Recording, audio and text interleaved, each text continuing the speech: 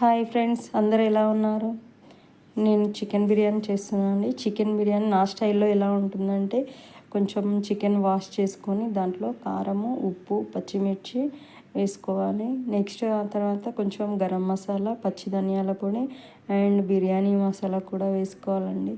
ఇది వేసుకున్న తర్వాత కొంచెము పసుపు కూడా వేసుకోవాలండి. పసుపు వేసుకున్న తర్వాత కొంచెం కొత్తిమీర, పుదీనా, పెరుగు కూడా యాడ్ చేసుకోవాలండి. పెరుగు క్లిప్ మిస్ అయింది వేయడంది.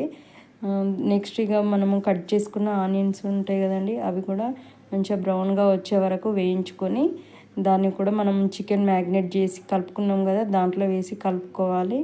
కలుపుకున్న తర్వాత మనము రైస్ అనేది బాయిల్ చేసుకోవాలండి. అది కొంచెం 80% వచ్చే వరకు ఉంచుకొని మనం చికెన్ మ్యాగ్నేట్లో వేసి ఒక 45 మినిట్స్ అట్లా ఉంచుకోవాలండి. 45 మినిట్స్ తర్వాత తీసి సర్వ్ చేసుకుంటే టేస్ట్ మాత్రం చాలా బాగుందండి. మీరు కూడా ట్రై చేయండి ఒకసారి ఇట్లా. Thanks for watching. Please subscribe my channel.